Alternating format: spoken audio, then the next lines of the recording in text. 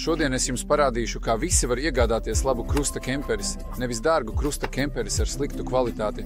Parādīšu visus mīnusus, trūkumus un kā tas viss notiek, kur nav nekas. Šeit ir tātad, ja tu sēdēsi uz mitriem priekšmetiem, šeit vienmēr būs peļķe, tāpēc noteikti jābūt drenāžai. Un šeit, ziniet, šeit ir 70 € senuku veikalā. Ļoti slikti, šeit paskatos, ir putuplasta materiāls un tas šeit uzsūks mitrumu. Šeit tiešām ir slikti. Šajās vietās un,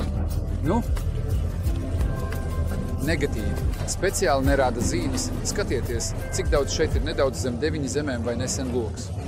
Ja līs, tad tieši caur logu, vai ja tas ir daļa. Tieši šeit bagāžniekā, šeit vēl tik ciets līdz galam, tad markes acīm redzami. Ir par mazu, tā izskatās skaista apakša. Vadi nav, nekas nav un ir viendabīga. Nevis atgriezusies. Tā jābūt gludai, nevis ar tādu treneri. Šis cilvēks, ejot šeit, noteikti nereizi. Vien ir pieminējis, ka varētu nokrist tālinā, tāpēc šeit nav nekas tāds. Proti, tas nav labi, šeit pa šo līniju ūdens iekļūs. Tāpēc šeit noteikti nav labi. Apskatiet, cik stipri izvirzīts šis elements, kad cilvēks runā, ir ļoti viegli. Un uzmanīgi atkāpties, šeit ir ļoti labi aizsegt. Nevienā vietā nav nekas šeit labi. Un šeit ir lētāks zīmols, no kura tiešām jābaidās kā no velna krusta kemperis, kurā nav ūdens drenāžas. Tas sāks uzkrāt mitrumu un tam līdzīgi. Drenāža var izskatīties ļoti vienkārša, piemēram, šeit, bet tai jābūt. Šeit ir arī ventilācija.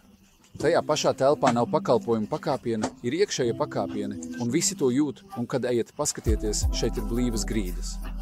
Šeit jau ir slikti, es noteikti tūlīt pievienošu, ka tu to dzirdēsi.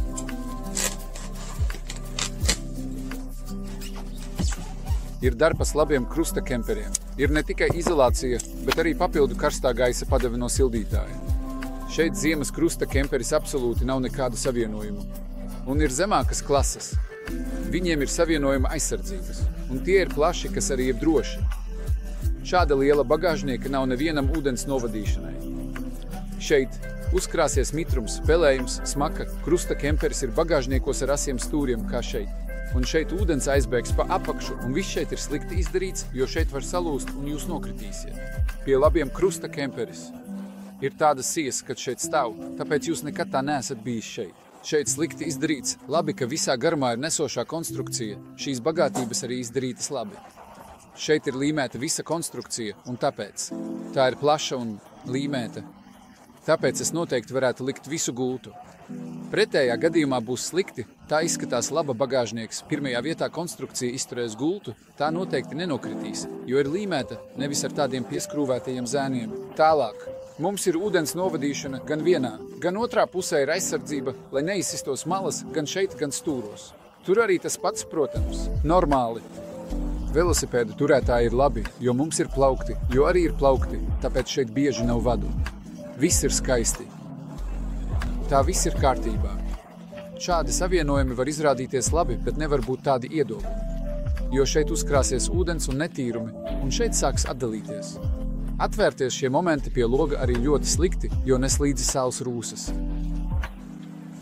Ir līdzīgas lietas, kas nav labi, ja palielinās gaisa plūsma. Ziemā logi rasa uz stikla, un tas būs ļoti slikti. Šeit ir labi redzams.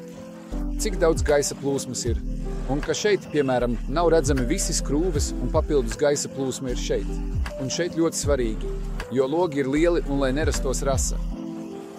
Šādi savienojumi ir labi, jo tie neļaus gaisam iekļūt caur jebkuriem stūriem. Šādi logi ir slikti, jo ziemā, braucot šeit, ieplūdīs vējš un augstums. Ja ziemā tie būs apsaluši kā citi, kas ir iebūvēti un labi.